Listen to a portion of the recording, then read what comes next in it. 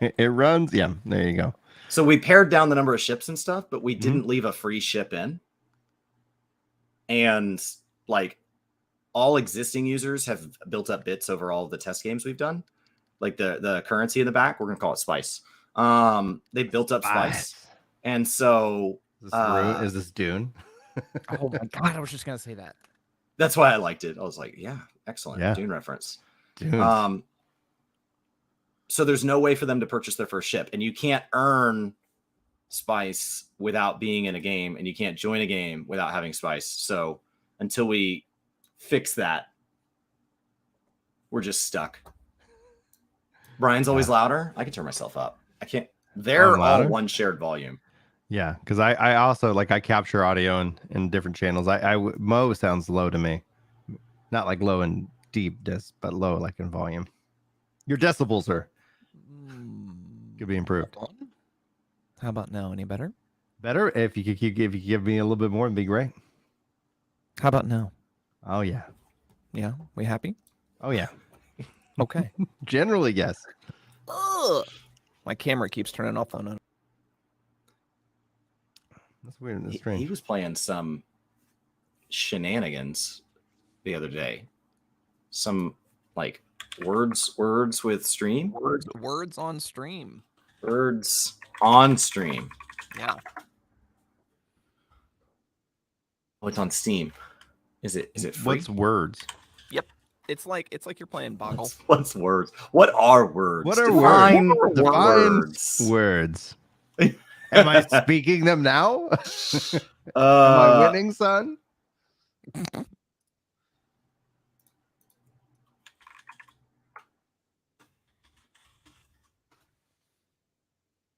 Oh, and thanks for the 5 likes here on YouTube. I should probably share this out.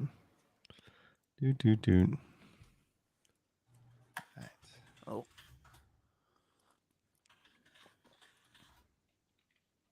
Just how often I've been on Steam that it takes me like 4 tries to get through my own password. I don't know. Not that one. Nope, not that one. Nope. Yes, I will reset. There are some wwebsites that I swear that's just my default setting. Just like, what's the password? It's the forgot my password button. You just click that, and then it works great. Notice some suspicious activity on your account.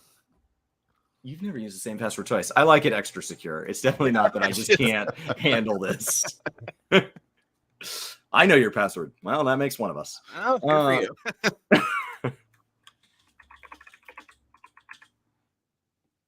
Yeah, because then essentially people want you never to use the same password across sites, but then it's like human conditions. Like, nope, we're doing that. That's how we roll. Did you get it on Steam?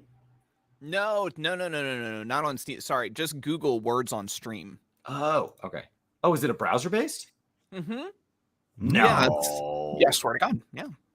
Keep losing Mo's camera, and then Mo. Twitch. It's his camera. No, it's not Twitch. It's something. Do I want to log in? For some reason, do you want to log in?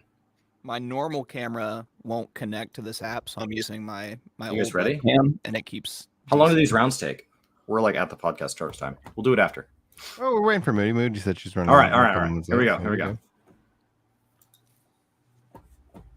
Okay, guys, it's Boggle. So it's Boggle. Just whatever words. You just type them into chat, and it puts you on screen. I don't really know Boggle, so boop. Oh, it's with these words. These letters. I don't know. I'm bad at this. Is like my nightmare kind of game. Why wouldn't it let your other camera hook up, Mo? I don't know. I have this same problem with Discord. For some reason, it's the Camlink 4K. Discord just doesn't like it, and it seems like this doesn't either, and I don't know why. Oh man, we've run into a wall here. Oh, you got Malney? Yo, Malney's a ringer with words on stream. I'm telling you that right now. Can I turn it down? It's really loud. Oh, God, yeah, you can adjust the settings cog. You can adjust the volume. I did the same thing. That's better. I don't mind a little tense music, but that was a little much. I'm just Lalafell. poop. Like I don't know, man. Like I can't. So you can. I So they're in suck at these alphabetical names. order. So you know that the first two start with E or A, because they have to come before Earl. God, this breaks my. I'm not gonna watch it because it hurts my head. Brian's anxiety is just through the roof right Just like dyslexic guy tries to spell from a jumbled up thing. I'm like, I'm not even. It looks like just blah blah blah.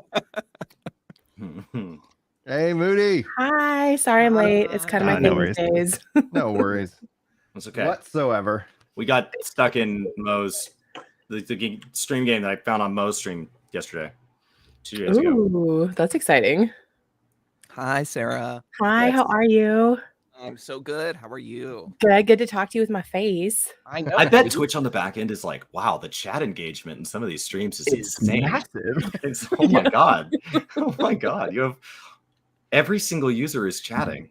And then it's like, then Twitch goes, how can we take money from? And they're like, oh, really easy. We'll tell people to make videos about it on a different platform where they get the ad revenue. Blows my mind that they have not learned to make a better VOD system. Right. Like, oh, just you can export directly from Twitch to YouTube. Like, that's your best solution. What do I do for stream highlights? Oh yeah, you go put that on YouTube. You don't give Amazon that money. They don't want that.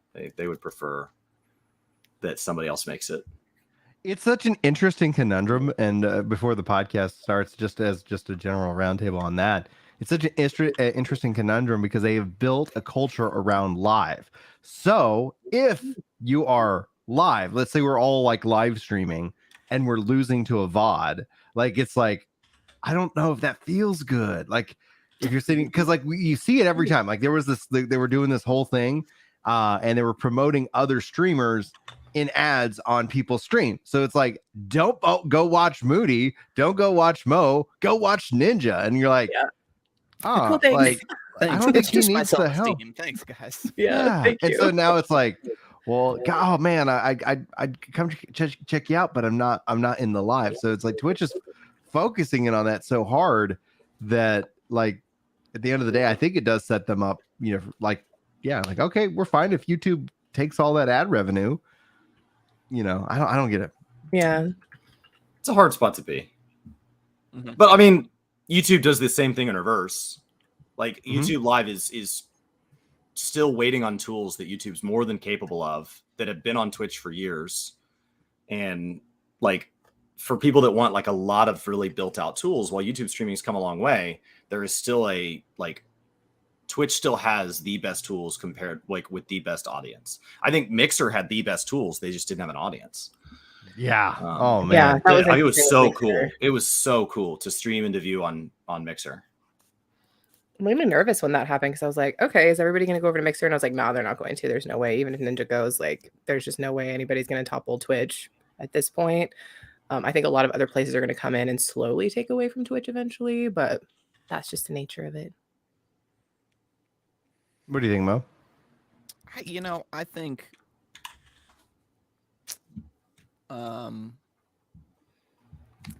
think when people start to see the benefits of your revenue source being ads and not subscriptions, and when other sites really start to enable that and empower creators through that, then you'll see people start to break away from Twitch. Because Twitch, and I say, big preface, I say all of this based off of just videos that I've watched from people like Devin Nash, who like this is what he does. He does this, he researches this all day. He has an agency, but like the way advertising revenue works on Twitch versus the way advertising revenue works on YouTube. Like on Twitch, it's a fixed rate. So at least the way it is right now, like creators will never make decent money off of ads on Twitch. I mean, compared to every other source of income on Twitch, ads is like pennies on the dollar, right? But on YouTube, you can make really substantial full-time income just off of your ad revenue. So I think if we're talking long-term, I would guess, especially if Twitch makes changes to other sides of the revenue, and how their creators are earning money, I think that's when you'll start to see people shift away towards other platforms because they just need to make money. Yeah. I think if they end up taking away that exclusivity, it could be an interesting. It's better for everybody but when- Twitch. I don't see how it helps well, them. You also have Twitch that has lost big names to YouTube, and like would those big names also then multi-stream? Like if it's all of a sudden, if everybody's best interest to be like, I stream wherever, right? Like I just go live and it's everywhere. Yeah, I wonder if that would be kind of a counter to be able to bring back some of those big names. Take Ludwig or take the big names, etc. It's like all of a sudden it's like, all right, you're on both. Like you're on these two platforms. Watch where you want to watch. Sub where you want to sub. Yeah, I don't know. It'd be interesting. Someone brought up, and I thought it was interesting that the problem that they see with Twitch taking away exclusivity would mean that you're no longer going to see streamers getting those like lucrative contracts to stay on Twitch because there's no exclusivity. So right, why would they give that contract? Yeah, those Save them some contracts money. for the top, we're talking like top 0.0001% of the people who can make a living at it. Those contracts are their primary sources of income. So you take away that exclusivity, and then you bump the sub revenue down to 50% for anyone who actually has that in their contract, which is very few people anyway. For I think you start some to see theoretical where you would get that, you become eligible at, let's just say, what if you crossed 1,000 legit subs, not prime subs, not gifted subs, 1,000 individual people are spending their money. Let's just if we were to put a line, hypothetically, anybody above that number would be eligible to get a better split. Right. If I were to just throw that out. Yeah, just a rough. For sure. So Mo, the only before we go, the only thing I'm getting from you though is I'm getting some weird audio fragments from you, and I don't know why. Like I'm clipping in and out. Your volume is adjusting. You might have to go into your settings and actually turn off the auto adjust volume. Like if you click on the settings for the how about now? Say it again. How about now? Check. Hey. That's better. Because all of a sudden it was like, hey, yeah, he's fine. And then all of a sudden it's like, it's trying to figure it out. So, all right, we ready to podcast? Yeah. Let's do it. All right, let's see here. And let me just scroll. It's been a good day. So, all right, let's go. Hello and welcome to the Crystal Core Radio Podcast. My name is Brian, and joining me, we have a roundtable, a really chill roundtable, a really awesome group of people to kind of bring in a little bit of fun, Final Fantasy in your day. Today, we have MoRanes and we have MoodyMoomba joining Chris and I to talk about Final Fantasy XIV. If you guys haven't been following the game as of late, the ultimate race has been going on. We've crowned a world's first non-streaming, non-public writer. I don't believe at this time of recording, but I'm still getting into the day that we have seen a streamer, a public face having cleared the ultimate raid. So we're looking forward to having, I guess, the footage has been released, so it's just time. Yeah, it's just a matter of time. And so that's been going on. So that's on the hardcore sweaty side.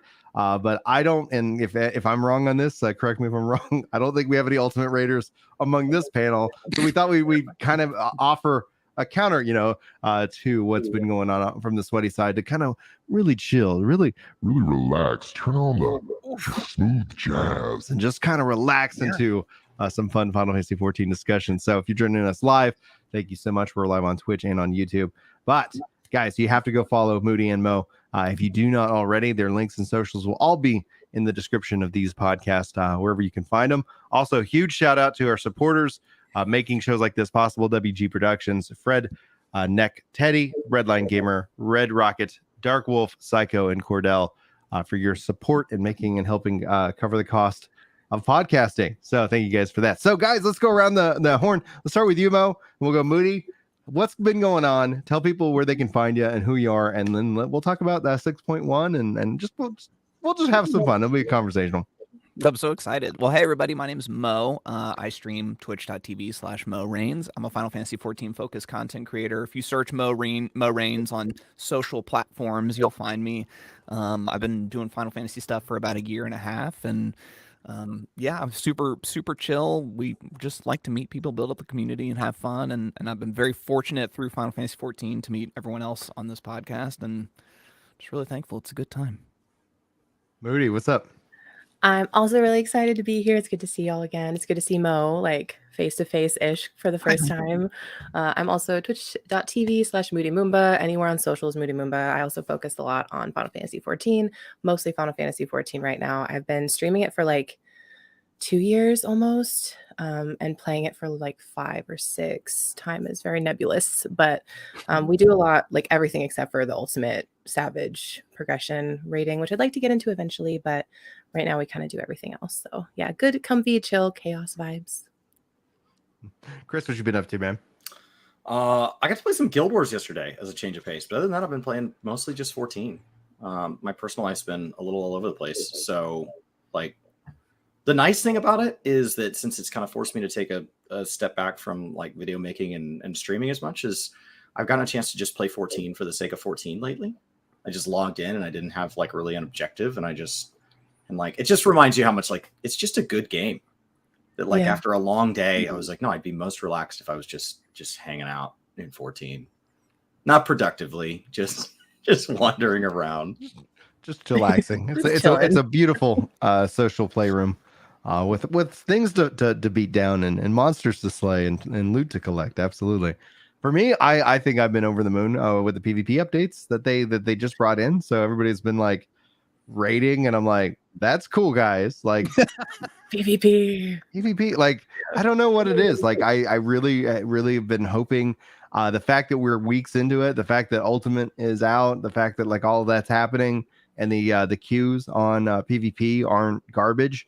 I think speaks a lot, because that's been one of the core problems. Is like, even if it was the best designed, like imagine like you have like this great experience, and it doesn't have to be PvP. So whatever it could be a restaurant, and they're like, it's going to be 3 hours. Are you willing to wait? And you're like, yeah, I'll eat somewhere else. Like it's like even if it's this is the best steak you'll ever have in your life, like I'll come back. You're like, you tell me when you're ready, and I'll show up, put my name in, and I'm going to go eat somewhere else. And then, turns out I'm not that actually hungry. But yeah, I feel like the PvP in and of itself has been a refreshing change of pace. And I hope that it's a start of something where they're like, where they can kind of take it on. Because like anytime I step into front lines, I'm immediately disappointed. I'm just like, man, they really need to refresh front lines now that they've got Crystal Conflict, rocking and rolling. But that is what it is.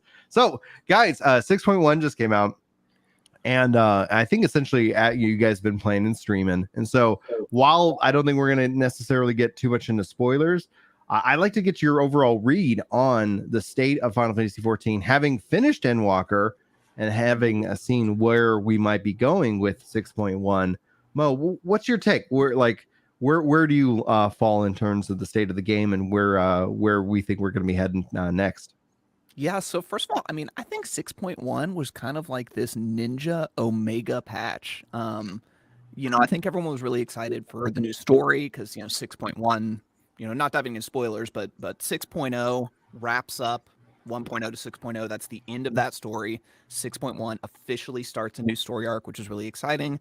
And I think everyone was like really focused on that, and everyone knew the Ultimate was coming out, and that's really cool. And like I feel like people were excited for new PvP, but I don't think anyone could have foreseen like the impact that was going to have. And I also just think there were a ton of great quality of life updates, with more glam plates. Thank you. Yes. And, the adventure portraits and everything. Like there's just a ton. I feel like there was just this big culmination of subtle stuff that made 6.1 this like really impactful patch that I didn't see coming. And I've been having a great time. I spent probably 3 or 4 months a while back strictly in Party Finder doing Savage raiding and Extreme Trials. That's probably my favorite thing to do in the game. But over the last couple months, I've gotten back into leveling. I finally started crafting, and yeah, lately I've been spending a lot of time in PvP, and it's great. And to kind of, to circle back to what you were talking about with Frontlines, like it's so cool because with Crystalline Conflict, I feel like now there's a PvP mode where I, as an individual, feel like I can go in and have an impact. I mean, like, Frontlines is fun every once in a while, but it's like there's 7,000 people on the screen, and I'm just pressing the one key, guessing if I'm like having an impact on something. Hoping. Well, Yeah. and also every Frontlines is its own mode as opposed to like just being a map with a set of rules, right? So then you have Crystalline Conflict, which is multiple maps, and they could have environmental, dangers and things like that change it up, but it's still the same rule set. So I feel like when you go look at the PvP thing, you see all of these things that are all like blocked off because they have to put people into the same front lines. Yeah. It's like, stop subdividing the community. Just give us front lines, give us Crystalline Conflict, bring back. I'm fine if they bring back the Feast, but I would actually say make Feast 5v5. Like, I hope that we see some consistency across how the UIs look, how, like, especially when you knock somebody out, it's so exciting, but you don't get that kind of flair in Frontlines because it's the older version. Anyway, go ahead, Mo. No, I literally, like, in Frontlines, I never have any idea if I do anything, if I was a positive or a negative force. Whereas in Crystalline Conflict, and I mean, let me be clear, I'm freaking terrible at it. I am a Bronze League hero, but You're just learning. Samesies. We're all just learning. but it's fun, and I feel like every single match I go into, I have an impact. Like, it matters that my character is there and that I play well, and so it's great. But overall, I won't rant too long because I can do that, and I'm really sorry. State of the game, I think it's in an amazing place, and I'm super, super excited. Moody, what's your state of the game? What's your read going into this next year? Oh, I am so excited. I feel like it's such a unique experience because Endwalker, excuse me, was so good. Like, so the story of Endwalker was one of the best stories I've ever experienced, like in any format. I feel like they just crushed it and knocked it out of the park. And I can't imagine what it's going to be like when they have like the Endwalker version of the next 10 years, learning everything that they've learned from like Realm Reborn. Because if you look at Realm Reborn up through like Endwalker, that is a huge like upward trajectory in terms of like quality, story quality, just the way that they handle everything. So I feel like this is setting the stage for everything to come. And I think the story setup is really interesting. No spoilers, but they went in some directions that I hoped they were going to go in and some directions that I had no idea they were going to go in. So I think they're keeping it interesting for those of us that like to like theory craft what the story might be. I cannot explain how excited I am about PvP because I already was really happy with Frontlines. In terms of that, I thought it had a lot of really good like potential. And now I went in, I think it was yesterday, and I was like, I don't know if I love Frontlines as much now that I've been doing Crystalline Conflict. So it's funny that you say that because Crystalline Conflict has my heart still in Bronze, just loving it, thriving. Like, I think still love the job adjustments though, right? So like even taking the job changes into Frontlines is chef's kiss. So like it's better. like, but then you're like, oh man, just a like couple of things, and then all of a sudden, yeah. like I hope they do that. Now after Crystalline, I'm like, I hope they deliver that. But I cut you off. Go ahead, movie. No, that's okay. They can, and now we see like I like that they focus on PvP, and I had said that before they implemented Crystalline Conflict that I was happy that they were focusing on it because I feel like it's such an area of opportunity for 14 in comparison to other games. And this is the first time that I felt like that PvP energy that I felt in perhaps other games in the past. Like, this is the first time that I've gotten that like actual adrenaline rush from it because I like Frontlines a lot, but I feel like Crystalline Conflict just pushes it to that like I'm actually contributing. I see that, oh, look, I got some KOs and I have an individual limit break that I'm obsessed with now. And like, it's so much better than I thought it was going to be. And it makes me really excited to see what other modes they might put in. Please bring Rival Wings back. I love Rival Wings and it makes me 6.2. Huh? They're playing at 6.2. So that's hopefully people queue for it though. Queue for it, please. That's August-ish. Yeah. Close enough. I'll take it. I love Rival Wings, but nobody ever queues for it. So, well, and it comes back down to they have two Rival Wing modes. It's like just make those two maps, and then you have the mode, right? So it's like that's kind of where it's like they continue to say, hey, we have a really, really small community, and let's keep dividing them. And so literally people had to then go and say, all right, the game doesn't give us the tools. We got to go use third-party tools just to figure out how to play together in order to do that. So you could do Rival, but you had to get it on the schedule. Like it was like, it's Rivals is this day. The game doesn't do it. We have to do it ourselves. Go ahead, Chris. That's really successful when you talk about something like Baldesion or something like that, where the devs were asked, like, do you think it's bad that Baldesion Arsenal took so much off-platform organization? during those initial downs. And they were like, no, we thought it was awesome that we created a problem and players went off to solve it in their own way, in ways we could have never foreseen. That can't, however, be a foundational building block of like an entire game mode. Like you can't have like PvP. Like it's like, yeah, we really like that people can't sort their inventory without a spreadsheet. Like that can't be where the game is. So it's a lot better that this is kind of moved a lot more casual in, because the problem with the tight-knit PvP community is when there was a disagreement or there was dislike, there are people who have been blacklisted basically, and they've been kind of griefed into the ground into not being part of this part of the game. It becomes this really tight-knit gate-kept community. And I think, like, I put out a video on looking at the rewards from Crystal Conflict. Like, how much experience are we getting? How much gil worth of stuff are we getting? Like, is there any really reason to do this, even if you don't like it? And the simple answer is no. Like, the experience per hour is garbage. The gil per hour is garbage. So the fact that people are doing this, I think people took that video of mine as like you're saying this is terrible. No, that is a huge compliment that they added something to this game that people have memed on and said, this game doesn't even have PvP. And they added PvP to this game, and people are playing it, and they're not getting anything. Like they're not being given any value. So they are joy, just doing it. Pure They're joy, just doing it for the fun of it, as opposed right. to sometimes when you add something to the game and it's like, we all hate it. Oh, so what are you gonna do? Well, we're gonna do it because the rewards are so good. I have to, and I'm just hate playing this game. And I think it's a huge compliment to a game when you just play it for the sake of it. That's a really hard thing to do. And if it wasn't hard, every game would just be intrinsically fun, and they're not. There's a lot of games that, like, if they're not giving you something, you're like, wow, this kind of sucks. I think it's a huge compliment, but we have not talked about like how much PvE stuff has been added to the game, and still will. 6.15 is still around the corner, and the Alliance raid is amazing. It's so good. Oh my god. I love the mechanics. Moody, talk to us a little bit about the Alliance raid, and then we'll get with Mo. And I want to get Chris some opportunity as well. Go ahead. It's so beautiful. Like, I can't even, I was obsessed with the Alliance raid, the idea of it for a long time, because they like teased it. It's so much better than I thought it even would be. Just the arenas, the mechanics are really fun. I think it's easier than like the first Nier raid was. So I'm interested to see how they scale, because I feel like the mechanics are like a touch easier, which I'm okay with. And I just think, without spoilers, like the bosses are so cool. The idea of it is so cool. And I think it's really interesting, the newer mechanics that they're adding. I never understand how they possibly can take all the mechanics that they have in the game and be like, let's add new ones that people will be able to pick up pretty intuitively. I think that's such an art. I cannot wait to see the next one. Oh, 100%. 100%. Yeah. I was like, what are these lines here? Well, this one's going, oh, okay. Yeah. Soaring through the sky. Yeah. It was really fun though. I love it. I will just run it just for fun now. If I don't get a piece of gear, I'm like, oh, well, guess I have to run that again. Too bad. Yeah. Darn it.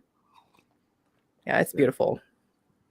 What do you think, Mo? What impressions of the raid?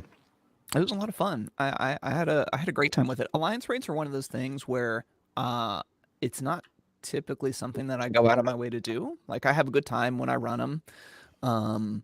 But it's not like, I don't find myself like, oh, today I just want to run Alliance raids. Whereas like I do feel that pull towards like Savage raiding. But I thought that this one was designed really, really well, and kind of to what Moody was saying, like, I totally agree. It's an art form to design a mechanic that you have to learn, but it's designed in such a way that it's intuitive, that it's like, oh, I bet if I just do this, I'll be fine. And I think I agree that they did a really, really good job with that, as well as kind of incorporating, designs from like previous encounters to kind of help people pick up on them. And yeah, just aesthetically, it's gorgeous. The music throughout is incredible, especially in the final fight. That music's amazing. Yeah, I think they did a great job. And I've run it as a melee DPS and as a healer. I had a good time with both. What do you think, Chris? I think that this is the result of, there were a lot of great mechanics in Yorha, but lore-wise, it was very fragmented with the game. And so like big Nier fans might have gotten something out of it, but for everybody that wasn't a Nier fan, it was effectively a Nier ad in 3 parts. And so it never really felt as intrinsically part of it as this does. Like this feels You've at really least felt truly way tied like connected to the world. You've at least felt connected to the world. So coming off of Yorha, this is a huge snap back to them feeling really meaningful. Really excited about that. And I think in an expansion where they're trying to establish the next 10 years of lore, they need as much canvas as they can to paint that picture. Yeah. So having the alliance raids contribute a small part of that that's a big additional thing. And hopefully the trial fights, when we get the trial series, hopefully it'll help paint part of that picture as well. Cause we got a lot of gaps. If we're really going to move into something truly new and it wasn't just lip service, like if we were really going to truly be on this next chapter, they've got a lot to set up so that it feels like we're heading in a new direction.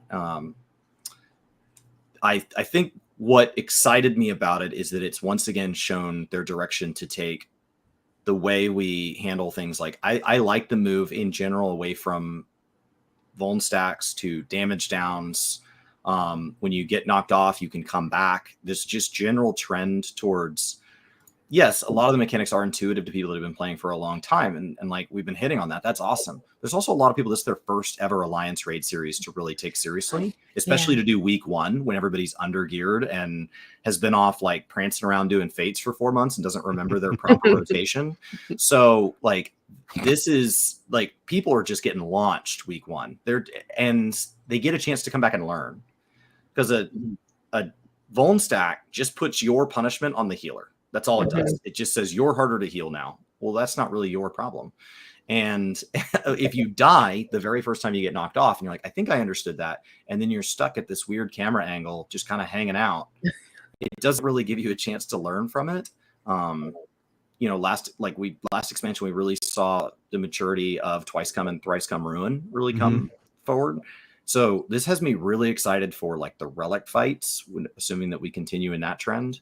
The next chapters of this, I just think there was a lot of really cool stuff here. So when you pair that with like the way the Pandemonium fights mature, by the time you're in 3 and 4, even on normal, there's a lot of really neat mechanics happening there. For how focused everybody is on Ultimate and PvP right now, I think just the PvE in general is in a really good spot for casual play. Dungeons aren't hard. The new dungeon wasn't hard. Now I'm a warrior main, so I'm biased, which means like the rest of my party died on the first boss, my first run, and like I'll just finish it myself. It's fine. It's fine. It's fine.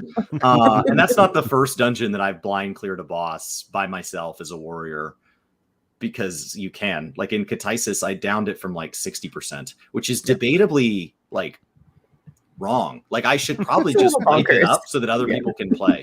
Like it's probably a jerk move to like admit that like I was like, I wonder if I can do it. I love cheering tanks on when they do that though. I'm always sitting like, you got it, buddy. I believe. It's warriors are a little silly in dungeon content.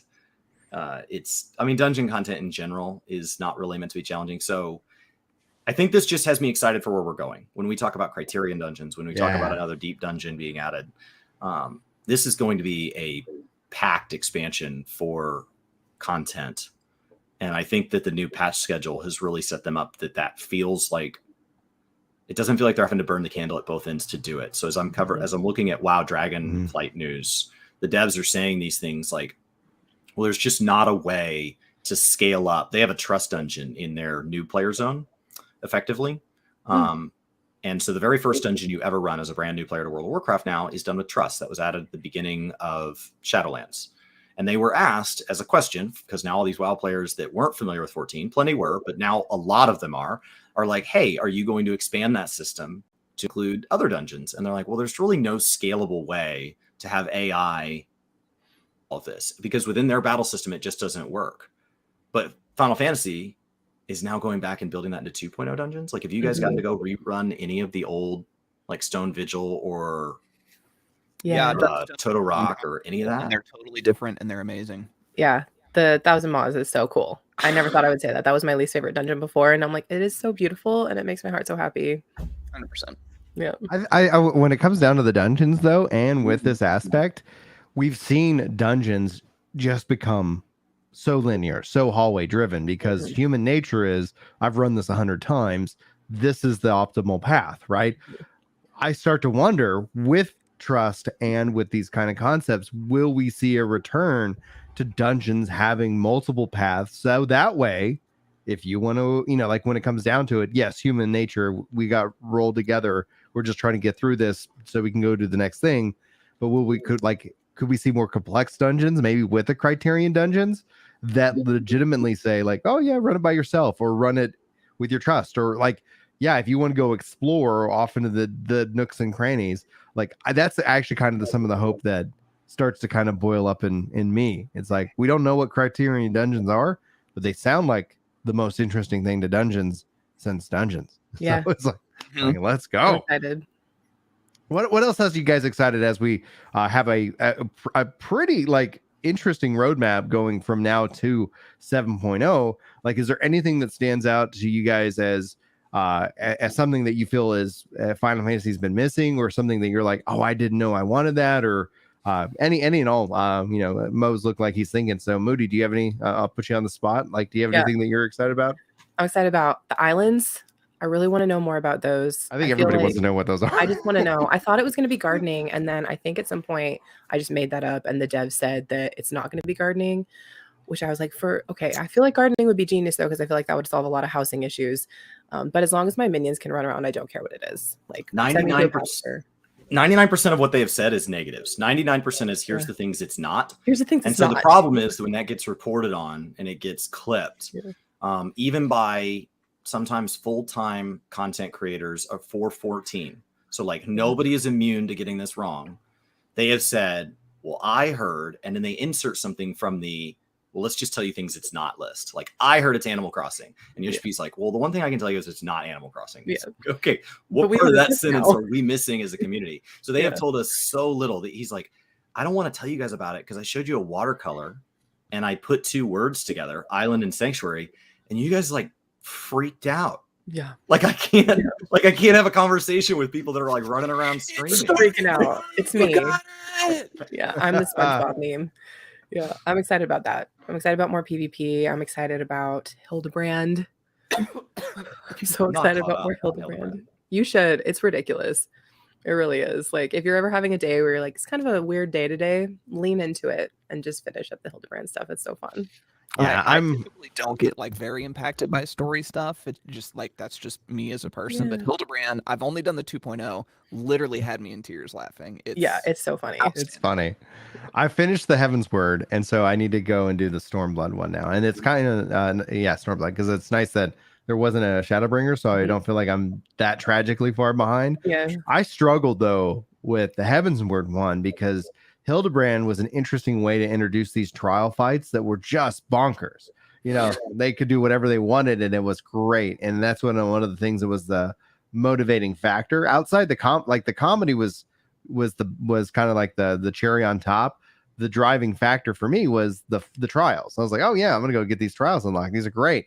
And then they didn't have them any in Heaven's Word. So then I was like, all right. And then they added one finally, Stormblood. So I was like, gotta get it going. Yeah. What are you excited about, Mo? Like out of the roadmap or what have you? It's so funny because I started playing Final Fantasy XIV at the very end of Stormblood. Like I think a Mr. Happy video just like showed up on my YouTube feed, and I checked it out, and I was like, this actually looks kind of fun. I'll check it out. And I played it for a little bit, and then I got distracted because I think a new Destiny 2 expansion came out or something. And so I started seriously playing Final Fantasy XIV about a year and a half ago. And so like a lot of the things that I'm really excited about and really excited to get to are things that have already been in the game. Like I'm excited to continue leveling my classes. I want to have a tank, a healer, and a DPS all at 90 so that I can jump into the Savage tier, and I want to clear on all three roles. I'm excited to learn more about crafting. I'm pumped to see the new raid tier come out. And so it's like I'm really excited for all of these PvE elements that are being introduced, but it's nothing. I think to more established players, the things that I'm excited for, they're like, well, yeah, that's been in the game. And I'm like, yeah, I know, but I haven't done it yet. So I'm super pumped for it. There's just this, and I say this like in a really great way, there's like an overwhelming amount of stuff to explore and do in Final Fantasy XIV. And I typically only play 14 when I'm streaming. So I can kind of pace myself on that content, because the one thing that I don't want to do, that I see people doing sometimes, is like when a relic comes out. I guarantee you when a relic comes out, people are going to grind it out, and it's a quest that's supposed to take 2 months, and people are like, I did it in 72 hours and I didn't pee and I didn't sleep. And I'm like, but you're dead now. Like, that was fun. And I mean, like, look, do your thing, go you. If that's a good time, great. But stuff like that, I like to just spread out and take my time with. So anyways, yeah, I'm excited to continue playing 14. Like, I've been playing 14 for the last year and a half. Chris, what are you looking forward to the most? Right now, Omni 90. I'm so close. I mean, Moody's on her last job. Brian has like 85 levels left across several jobs because he's got his Amaro. I'm down to 90 levels left. I don't know where Mo's at, but like that, like people said, like, aren't you worried about once you have everything done, what do you have left to do as far as experience? There's a lot left to do. Like, you could get good at playing all the classes. You could go clear Savage. You could go like, you can go explore all this other content. So having that kind of done, I think, tells me like I can just run the roulettes that I want, as opposed to right now, if I have limited time in the day, running leveling roulette, doing my pixie dailies, doing my hunts, like all these things that are super optimal, because I just can't remove that part of me as an MMO player. Yeah. Occasionally I have these times where I log in and I realize I did nothing for 2 hours and I really enjoy it, but I have such a hard time logging in with that intention. Most of the time I log in and it's like, cool, how much can I get done in 2 hours? And so having that done really frees me up to invest. I've got another character I've been running through ARR because I was a story skipper until Shadowbringers. And so like, I'm really looking forward to the day when I actually know what's going on through the last saga. Now that it's over, it felt like I had time to go back. I feel the same with a TV show. It's really hard to come in 3 or 4 seasons in and be like, well, you should. It's like, okay, but when? It's much easier to watch the finale season, which is enjoyable in its own right. I enjoyed Shadowbringers, I enjoyed Endwalker, and say, okay, now I want to go back. And like, have you ever watched, especially like comedies, a lot of times sitcoms, you feel like you can just hop in and out whenever you want. But if you ever watch How I Met Your Mother or Seinfeld or Friends all in order, there are a lot of subtle jokes that carry. Like, the episodes are funny on their own. They're meant to be standalone. You just catch one on an airplane, it's fine. And that's how I enjoyed Shadowbringers and Endwalker. But there's a whole lot of like secondary jokes where you're like, that's a callback to 3 seasons ago. And like, there's just no way I could have those. Can I ask a question about all of your MSQ experience? So I streamed everything through Shadowbringers, and then I intentionally did not stream Endwalker. So Endwalker is the only Final Fantasy XIV experience that I've had as just a player. And while, and I don't like going to spoilers, I didn't connect with the very end of Endwalker, like the last zone, I didn't vibe with the same way a lot of other people did. I still, overall, Endwalker was a super enjoyable experience for me because I just got to experience it as a player, and I just got to be in my own world and just take all that in. Have you all done the MSQ off stream as well as on stream, or have you exclusively streamed it? And then if you did stream it, did you feel like you still got that connection as a player? Because I get distracted and I feel like I can't sink in when I'm streaming it. I think that's why I have a story character. For me, so my background with MMOs is that there was one computer in the kitchen of my house on a 56K connection with, probably some like lightning speed 1 meg of RAM or whatever we were dealing with back. And it was a shared computer. I have 3 siblings, and you got 30 minutes to play. It was 30 minutes set on an oven timer, and then you logged off, whether you were in the middle of a dungeon or anything. You're done. Like, they'll shut the computer off if you don't log off. And then it's the next person's turn. Eventually, we like unanimously voted for them to move to hour-long turns, but that means that you don't get to play again for 3 hours. And so, and my brothers are both really, really good at games, just freakishly good at games. They always have been from the very get-go. And so when you're all playing the same game, we were pooling our allowance to have a World of Warcraft account at Christmas the year it came out.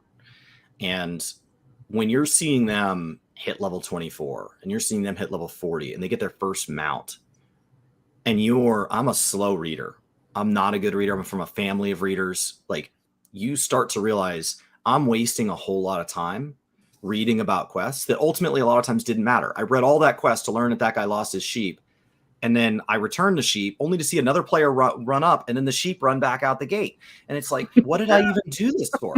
And then my turn's over. And now I have to wait 3 hours to hop back on and go to the next guy. And he's like, well, you got to go rescue my pigs. And you're like, this is the same thing. And so you start to realize, oh, I can progress a lot faster if I just push escape. Just escape. And so like that becomes this race to cap. And then WoW has just reinforced that. The faster you get to the top, the better the experience you'll have. And it just reinforced it over and over and over because I had a limited resource. And so coming into 14, like I still trend towards that. So you say like, when you play on your own, what do you do? When I play on my own, it's really easy for me to push escape. I still do. So I think I actually have a better experience on stream because I am in a different mindset. Let's stop. Let's talk. Let's pause this. Let's pause the screen. Let's look at that map and let's compare it to our other map because the maps in this game don't line up. And so like, let's talk about mapping. Let's get off on a tangent. Let's really dive into the emotions around this moment and why this person's motivated this way. And like, I think it's a much deeper experience for me when it's shared as somebody who doesn't really like reading and as somebody that is very naturally a story skipper. Yeah, I'm like the opposite a little bit. Everybody's process and experience is exactly what they should do and perfect. There's no right or wrong way. I'm like very into the quest, into like I had Lore Master and WoW like 3 times over, and I do read everything. Probably there's some quests in there that I'm like, all right. Like I'm trying to get to what's gonna happen next. I'm stressed out. I need to know. But I've only ever done the MSQ on stream, and I have been thinking about that, whether I want to do like a new game plus for Endwalker off of stream or not. And I just feel like it wouldn't be the same experience for me at this point, because part of what I love about it so much is like going through the quests, reading them out loud, and like experiencing that with the fam and experiencing with everyone. And then after like a huge cutscene happens, we all sit and cry and then we'll talk about it and just like kind of sit with that together. And sometimes there's nothing to say. Sometimes everybody's just like, I have been emotionally damaged and so have you. And we were just going to sit here in solidarity. And then later on, when there's callbacks to that and stuff, especially if there's like people who either were there on that day or like saw the VOD, and you can kind of have that moment together of like, we were there together. Like that happened to all of us in the same moment. And you kind of have that callback sort of like, I don't know. I really like the shared experience of that a lot. And sometimes it's less impactful. Endwalker was the most impactful for me just because it was so like, it was just so much. They just wrapped everything together so well. And I thought it was so incredible. And I cried for like the last 12 and a half hours of it. But I think because I am so into the story, like people tend to gravitate towards like that experience a little bit more if they're really into the story as well. So you kind of have the same vibe. Whereas like people who aren't as into the story are able to still experience it, but maybe with less of like a let's talk for 30 minutes after about it. So I just really like that everybody has like someone to connect with in the same level as them.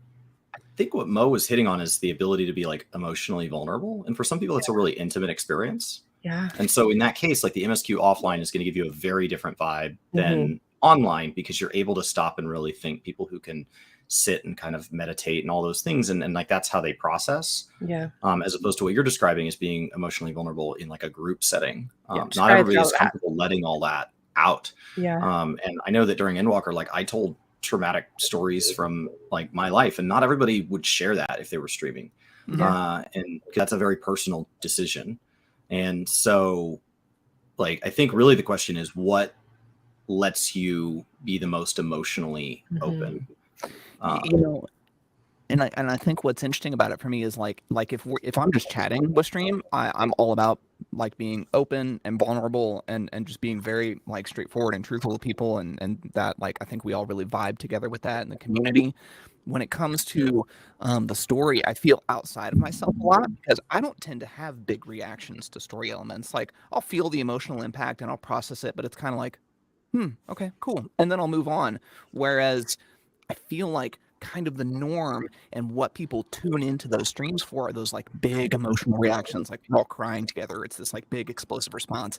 And so when we get to a part and someone's like, this part destroyed me, and then I watched it and I'm like, cool, and then I move on, I almost feel like I'm letting people Cool. down, right? And I feel like Yeah. I get like self-conscious about like not having the reaction that people wanted out of me, which is like this dumb, right? Like it's not like it's not something I should be worried about. It doesn't make my reaction like invalid or anything. It's just so I kind of like I felt that, especially in Shadowbringers, because that was a really important expansion to a lot of people.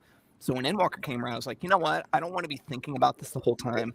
I just want to experience it as a player, and it was a totally different, much more rewarding experience for me. Do you cry in movies?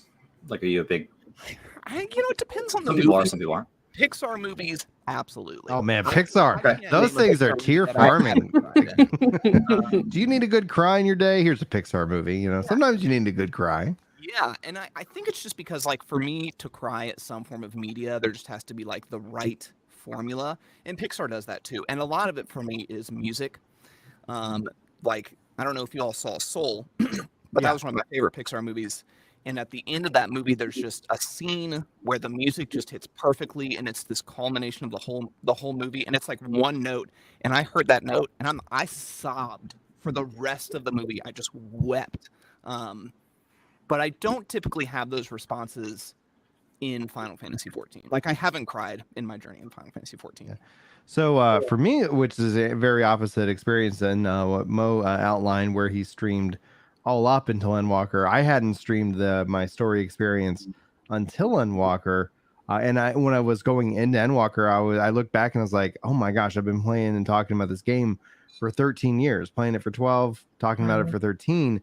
I wish I had my 1.0 playthrough. I wish I had my 2.0 playthrough so that I could look back and like relive that, re-experience that, because they live up here. And it's one of the things I want to do. I just don't have the ability to do it. I want to go play through like 4 from start to finish and 6 from start to finish. Like some of these Final Fantasy Tactics again from start to finish. Some of these games that have had such a powerful impact on me as a kid, I want to play through them now as an adult, as a parent. And so the other reason was that I chose to stream and play through all of Endwalker live was I was playing Dragon Quest XI a while ago, and it's one of my favorite Dragon Quest games of all time. And I was playing it, and I'm just weeping. And she comes up, and she's like, "Are you streaming it?" And I was like, "No." And she's like, "Oh man, like you should be. This is such a real moment, And I was like, "Huh?" I was like, so I did, like when I was thinking about it, I was like, well, I want to have this as an archive for myself, and at the same time, like I do have those kind of reactions, and things do hit me in interesting ways, and the weight of 13 years. Being, what is now called a Final Fantasy XIV creator. I was just somebody who was just making a podcast back in the day.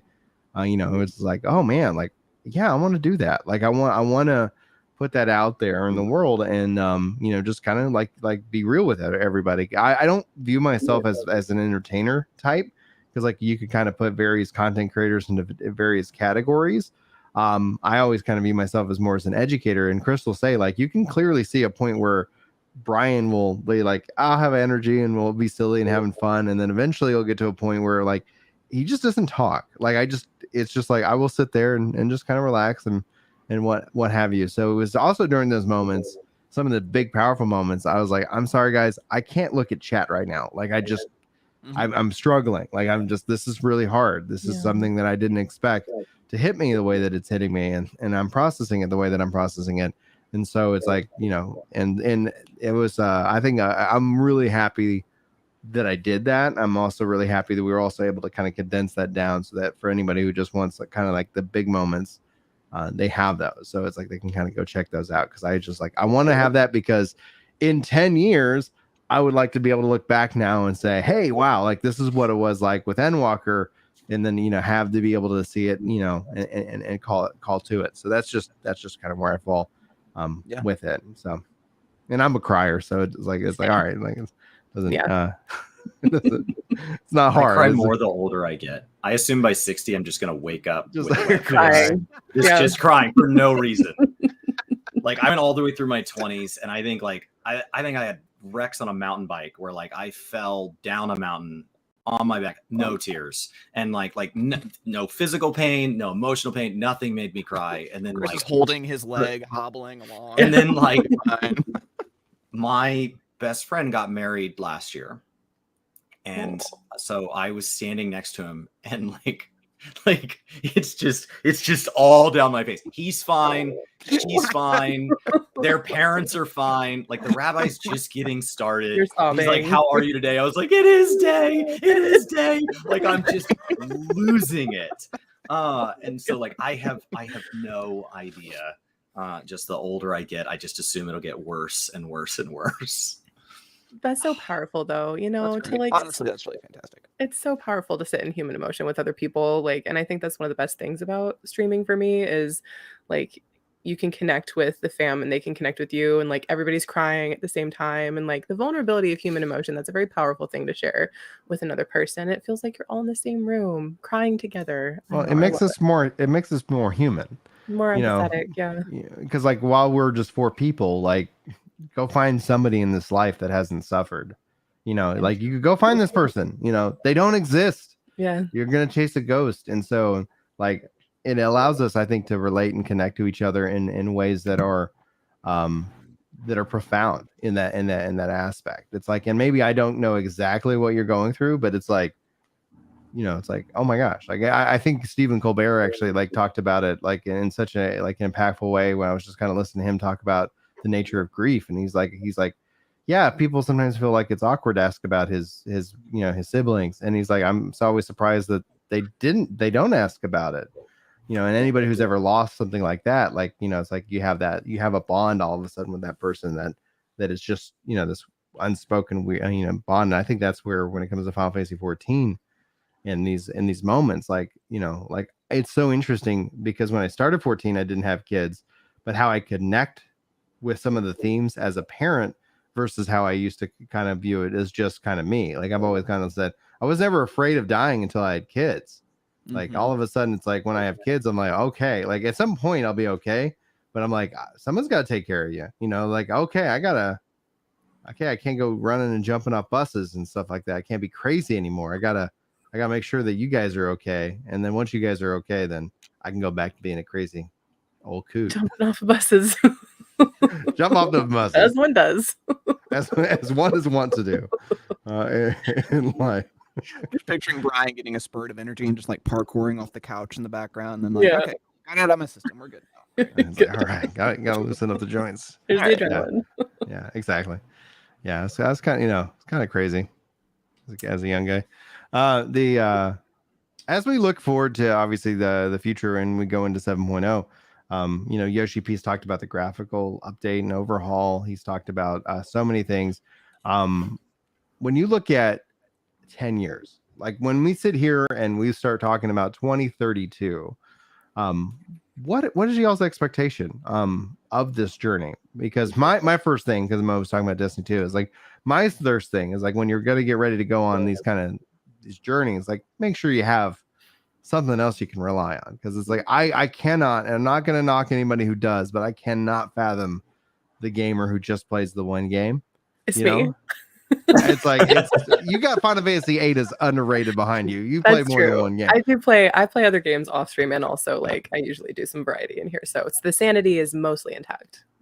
Yeah, but it's just like 10 more years. Like that would put me at 23 years with this specific game.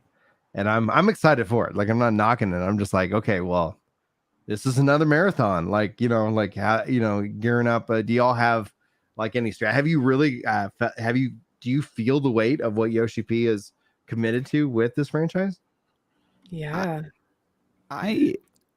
So first of all, I think I really love how they address the culture, and that Yoshi P has 100% come out and said, like, Final Fantasy XIV is a game where we want you to come and play it and have a good time, and then when you're done, set it down for a while and go play another game. Like, I love that they reinforce that culture, and they don't try to push people to, if you're not logging in every single day, you're going to fall behind, because I've played those games before and it sucks. Like, you miss a day of grinding out your checklist and you feel behind, and that's a shitty feeling. I hope I can say that. The worst is the consecutive, Yeah, the games that reward you for consecutive logins. And so like you think you logged in yesterday and then you didn't because life got busy, and then you now have to like re-earn, and it's like this huge loss. Mm-hmm. It makes you just want to quit. Yeah. Like you just like the very thing that was meant to be a retention mechanic is the reason you don't get back in. You're like, no, I just can't get back on that train. Just can't commit to that anymore. Yeah. So I love that they take that approach with the culture of the game. And yeah, I have games that I play exclusively off stream. I don't stream, I don't make content around. It's my game. It's my way of like retreating into my shell. And that's usually like RTS games. Like I grew up playing StarCraft. And so like, when I just want to be by myself, I'll pop into StarCraft and just, stresses me not to think about it. StarCraft 2 is like instant heart rate of 150. I don't know if I'm having fun. I have to wait for the like fight or flight hormones to wear off. So good. Like it's like Call of Duty's like that. My wife comes in like in college when we were dating, she'd come in and like me and my brothers are all shouting the F-bombs, just yelling at each other, just standing up, just angry. There's 3 TVs in a row. And she goes, "Are you guys having fun?" And my brother turns around and goes, "Yeah, why?" Like of course. Yeah, no, of course. Like Obviously. what made you question that? Yeah. Love that. Just angry. Yeah. I agree about the aspect of it being like the dev saying, then like take a break, come back, like we'll be here, do your thing. I think that's much healthier. I also played WoW for almost 2 decades now, and I can only like equate it to that because like having so much nostalgia for a game that isn't as story based, like by far as 14, but you can still have so much nostalgia around just experiences throughout your life, because at a certain point like your life is the story and then this game is like the thing that's weaving into it and vice versa. And so I think with 14 it's going to be even more powerful, especially feeling like you can just leave and come back and that's okay, and you don't have trauma around rage quitting in the middle of a raid and then coming back the next time hanging your head trying to get all the gil back or the gold back that you gave to your friend when you left because you swore it was the last time. Like it doesn't have that energy to it, so you can just come back to it like, hey, we're still picking up where we left off and this feels very like safe and healthy and now I can just enjoy this. And I think that most of us are going to have that experience where we can just, leave it, take a break if we get burnt out, or even not if we get burnt out, if we just want to pursue other things. And I think that they're going to weave the story so that people can have as valuable an experience doing that as if you were just playing it the whole time. Because I'm like a pretty obsessive person. So I tend to like have a main game that's my jam and then like do other things around that to like keep myself sane and keep my brain challenged. And yeah, I'll be here in a decade, just still talking about Endwalker probably. We'll see if they can one up that experience for me. But I just think it's going to be really powerful to start now because I didn't play in Realm Reborn. I think I started in Stormblood. I can't even remember anymore. But I think playing now will give ton of people that experience that people who played in Realm Reborn probably had an Endwalker where you're just like, this is so wild that I've been playing this story for so long and now we're here. The questions that I have is that are we going to see a new onboarding process, especially with New Game Plus? My hope is that yes, and essentially with New Game Plus allow people to go and play through any of the story, but having kind of like, hey, and so far the story that they're setting up, I'm excited for to see where it goes. It seems really interesting to see, and so I'm very thrilled for that. But then like as the game evolves, like the question that I have is, especially with the seasonal model, they basically is what it is. Like the MMOs, especially Yoshi's philosophy is seasonal with the exception of housing.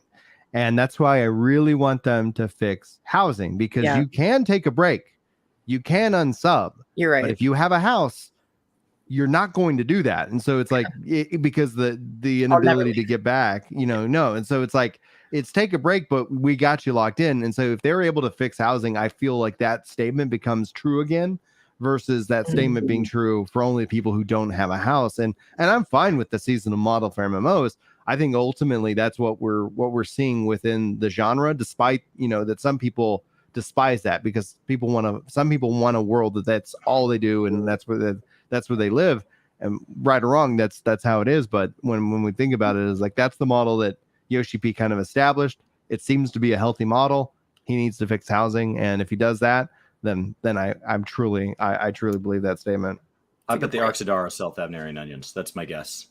That's one of the single strongest arguments against limiting access to housing. Is Thavnarian onions. Now, if you've ever gotten a house, you will realize there's a reason that not every house is outputting Thavnarian onions, because it's a real pain.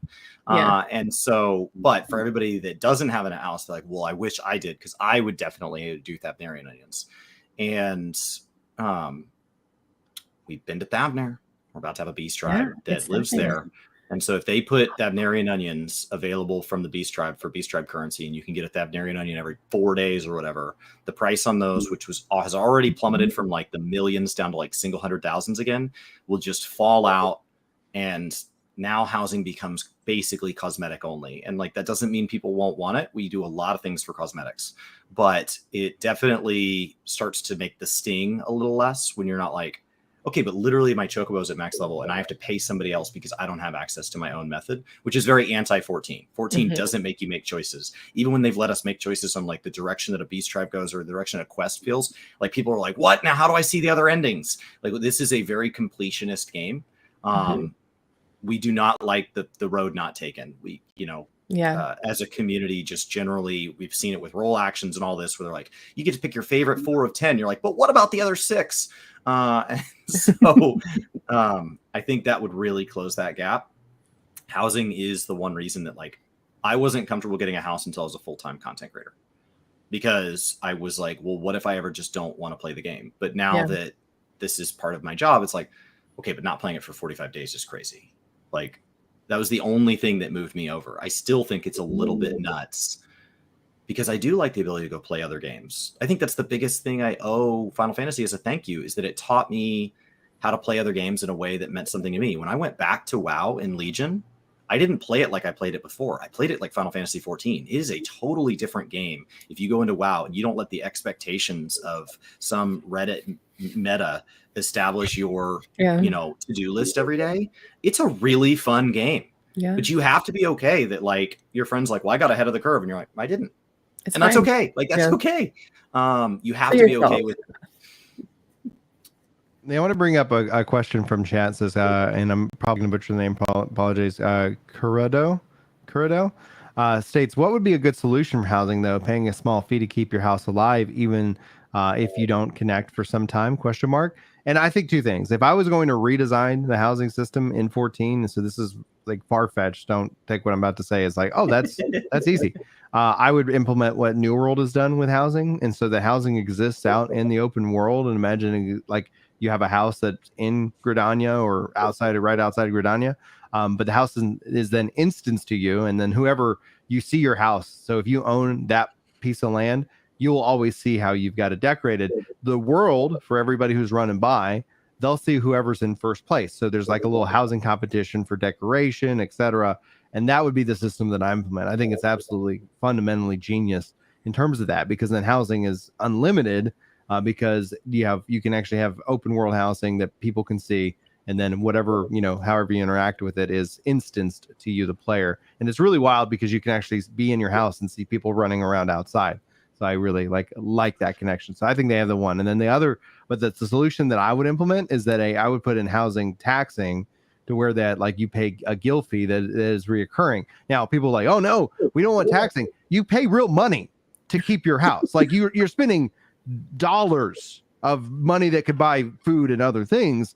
I'm saying this virtual currency that has no value in Final Fantasy 14, or very limited value in 14, that would be essentially what it is, thus encouraging more commerce and more trade and etc. So that essentially your housing isn't I bought it once and then I never need anything ever again. And that would be the solution I would choose in terms of the quick and dirty. Chris, you had a thought. I think if you move your assumption from very few people have access to a house to everybody has access to a house, it allows them to put more value on systems like submarines and airships. Right now, they can't make those super amazing because all they're doing is isolating every player that doesn't have access. Yeah. So they have to limit those systems. They can only be so good. And so you can't have anything truly fun. That Twitter thing that got shared this week where they went through and they put aquariums in, and it's like every single fish is in an aquarium in this like crazy house, like stuff like that. The devs can only encourage that so much. The community can do whatever they want, but the devs can only encourage it so much, where it already feels weird that every single live letter they show off new housing items. And they're just like, and for you select few, like it already feels weird, because you have to think like, what about the people who they're free company and they don't have a house? They want a house. They've got the money, because a lot of new players are like, well, once I get the money, I'm going to get a house. Oh, the money is the easy part. Like, and they got the money and they're ready to go and they can't get their hands on a house. Yeah, it feels bad to like decorate on stream and be like, "This is the best. I'm obsessed," and then you're like, "Sorry, it just got even sorry better. that you can't. It's so good. There are gingerbread houses now." But then I feel bad. I don't want to be like, you could, because you can't, like, not Sorry, everybody can do it. peasants. Yeah, sorry, peasants. Like, sorry, You should have wanna been be here back in 4 a.m. 2013 when housing was plentiful and there was all these housing. It's just a system that I think it was unfortunately designed for a time. It was it's 100% free company back in the day, and then they opened it up to individuals, and then essentially you see stories where people like, oh, I have multiple characters. I bought out the entire ward. This is my neighborhood, and ultimately I just was like, oh gosh, I'm sure the devs would be like, oh, knowing what we know now, For sure. let's do something different, because it also has such a massive resource. They have to like, oh, we got to go get new servers. We got to go like physically get all these things. And then that ends up just being like, oh, this is a massive cost. Anyway, that's the one thing that I want them to fix so badly, because I'm tired of it. I'm so tired of the issues. They had the lottery system problem that just recently like was causing grief in the community, and I'm like, I just want this one fixed, because I think 14 is so good. And then like now that, especially with PvP, like it's like, oh man, this is all like in the win column. But housing, oh, I'm sorry, good luck. That's all I can tell you. That's all I can Is tell it you. just like a server space issue? Like, is that because I don't like? I asked this because I don't know anything. Okay, about so housing in an instance game, like what Brian's describing, every player only needs to have their house and the leading house loaded. Right. So it's just 2 houses for every instanced house in the whole game. Do they own a house? Yes or no? Is there a leading house? That one's the one that displays. Final Fantasy XIV wanted to build a community space. Right. So they basically built every ward like it's an additional Limsa or an additional Gridania that is loaded, ready to go, because we're going to want everybody to visit, right? Makes sense. And that is now kept loaded. And if there is a single player in that ward, the whole ward has to be kept live. And so it just keeps it all stored with every single tree and hot tub and whatever out in that space. That's all there. And so like they've just built a system.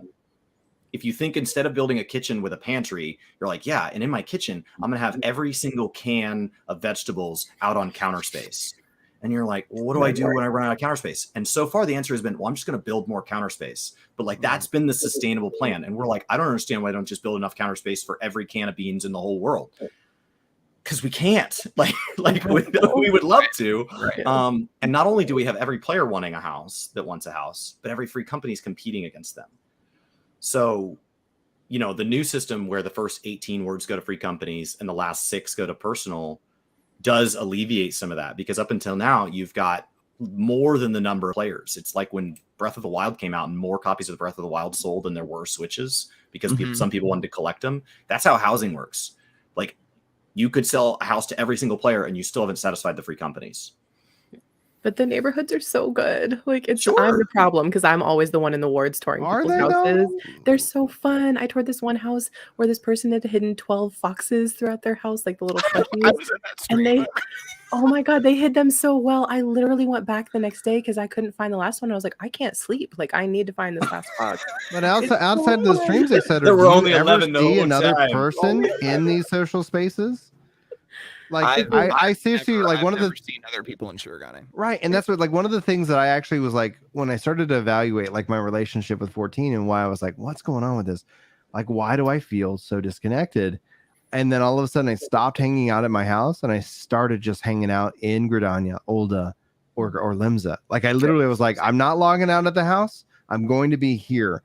And like when I'm just kind of like whether I'm queuing or if I'm just chatting, I'm stunned hanging out of the house. And all of a sudden I was like, oh man, this is what I've been missing in 14. This is what like New World feels that, like other MMOs feel that, like, because I feel people out in the world. And that is essentially kind of this one of my litmus tests. Everybody's going to view it differently. And I was like, oh, I'm hanging out in my house. There's nobody in the neighborhood. It's a ghost town. I need to hang out in the cities. And that's where it's like, gosh, like these were designed as social spaces. You could have that same experience you experienced, because you could be like, yeah, let me open up my house. This is what it is. And you could do those things. But the fact is, like, when you don't see other people, like MMOs, that's what I think they lose. Like, why am I not playing the single player game? Why is it online? Why is it not just Final Fantasy 14? And it's like, and that's where it's like, you go to the cities, you see people chatting, you see people running around, And that's where all of a sudden you're like, this is bigger than me. And I love that aspect about it. It didn't start that way, just to be clear.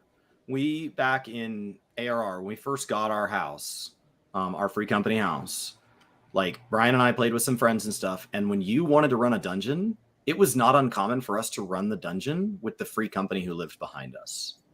We met them because they were our neighbors. Interesting. Just straight up, because we share the same market board. And so just like, oh, hi. And you saw them all the time. And so it was this extension of our free company. So like, it wasn't always like that. So like their original intent was not a bad idea. Right. It's just sometimes you have to realize that like a bad idea that was tested and failed is not a failure on its own. Like we learned something. Now the question is, how do we move to something better? I'm not trying to go back and insult past decisions. Like knowing what they knew then, it was a good attempt. But now we can't be stuck committing to that attempt forever just because we don't want to like hurt our feelings. And as somebody that had a house, if they moved them to free company only and deleted my house, it would be for the betterment of the game, the same way deleting Cape Westwind is. Like it's for the betterment of the game. It would suck at the time. It would hurt. I would just weep. It was 78 hours of me clicking on signs. But like it would ultimately be for the betterment of the game if all public houses were free company and all players got an instanced single player house. Maybe they could treat it like they treat the free company rooms or like apartments where you could still go there and still tour it, but maybe it's not in like a fully loaded space like that. I don't know anything about the coding on the back end, but I'd be happy if there was a way to still go and like experience other people's housing designs and stuff. And maybe just make it so that they weren't going to implode the servers by trying to get more people houses. Because I would rather everybody have a house if they wanted a house than me be the only one running through a ward, like happily just touring all of the houses. Because I love that experience, but I know that that's like a little bit more of a perhaps niche experience as well. So I want everyone to be happy. All right. We do have a final question that I want to bring it to you guys in a post show. But is there anything you guys want to say before we wrap up the podcast? Any plugs that you guys you want to drop? You go first, Moody. Just come hang out. If you want to come hang out, we have a lot of chill, comfy chaos vibes, like I said, and happy adventuring otherwise, wherever you may be. Yeah, same. Twitch.tv/MoRanes, MoRanes on socials. You can also, I'm fortunate enough to be a part of the Crawling Chaos stream team founded by the Emma Llama, which I know a lot of people here are familiar with. So you can find me there and check out all those other creators as well because they're all amazing. But this was so much fun. Thank you all so much. Agreed. Thank you for having me. It's always a pleasure. Chris, you got anything you want to promote before we wrap up? Next week, I'm clearing more post 2.0 ARR content for the first time. A lot of these class quests I've never seen. I've never done Crystal Tower for story. I've never, Darina, thank you for the bits. You guys don't see notifications. I do. And I've never seen Crystal Tower story. I've never seen Binding Coil story. So there's a lot of stuff that I'd like to get to that I think is going to help. Yeah, there's a big moment in Shadowbringers where everybody was like, oh, and I was like, okay.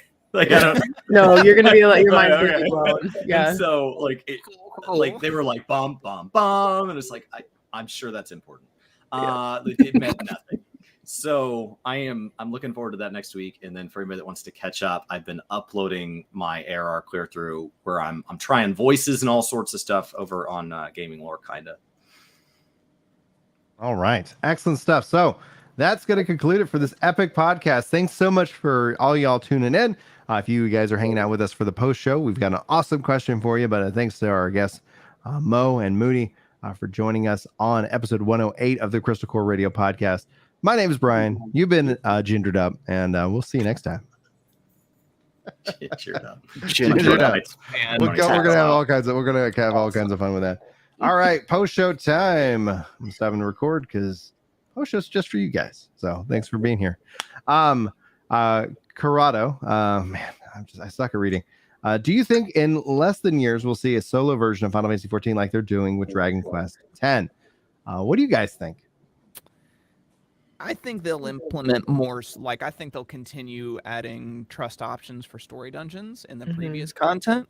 I don't foresee them doing more past that because I think then you're gonna split the focus of the game, and I think that's not healthy for the game. I agree. I think there's already so much that you can do solo, and honestly, the MSQ experience is quite solo versus Yeah. a game like WoW where you can run around and just like, have a little bit more of like a duo leveling experience, or however many people that you're leveling with. But the MSQ is more like you get sent into solo instances and are watching cutscenes on your own. And now with the trust and everything through, I'm so happy they added that element for Realm Reborn, because I feel like Realm Reborn can be a little bit of a steep curve in a lot of ways for new players. And so I do a lot of like disclaimers for Realm Reborn. And so I feel like as time goes on, I don't have to do as many of those. Like I find myself not warning people about as many things and like pointing people to resources that they wouldn't have had before to kind of ease them into everything. So I do agree that they're going to make it so that you can do things like that solo, but not more than that, because I think it's already quite solo focused. I'd love to see them move to mix and match. If you could go through the MSQ with a friend and fill the rest of your party with a trust, that's the level that I'd love to see. So I don't think they need to go more solo, but I don't think they're done shifting away from MMO. I think we've got to better accommodate small, intimate groups. Yeah. The fact that right now, like if Brian wanted to play through with his daughter, he either has to invite complete random strangers in, or he has to watch her play by herself. Mix and match would be That nice. sucks. So like I would love to see mix and match. I think the value of all these tools is in legacy content. So I don't ever I think I get why they built trust for Shadowbringers during Shadowbringers, but what got me excited is what happens when Shadowbringers is old. Mm-hmm. So I think a lot of these features need to be backward facing.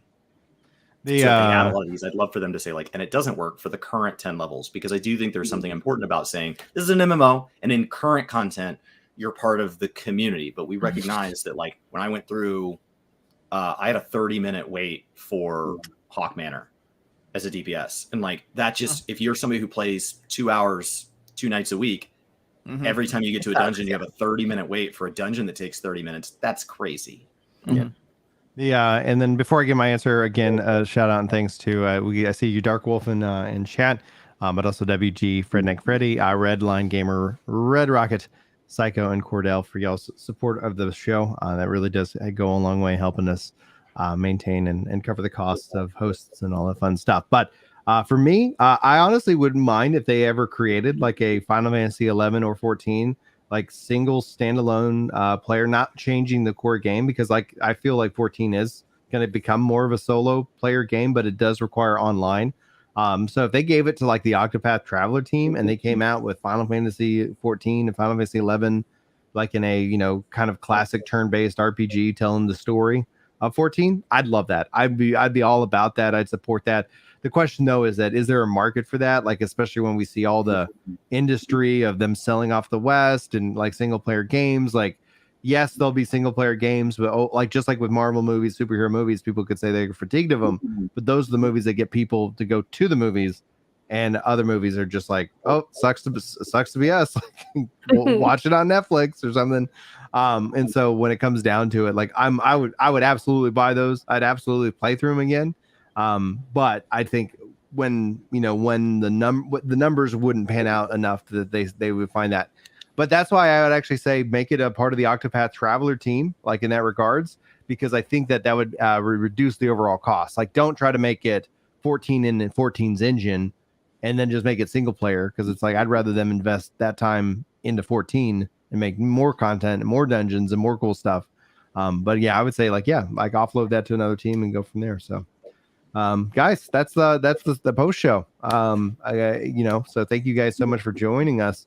We're trying to do these at least once a month. Hopefully we'll start to actually get maybe in a higher frequency, especially if more news and stuff like that breaks, etc. So yeah, cool. All right. Thank you so much. Yeah, thank you so much for having me. It's so good to see y'all. We'll technically still be live over on Twitch. I got the link pinned on the YouTube stuff. So thanks to everybody to the YouTube side. I'm gonna wave it out because you never know when it actually does decide to end. So it just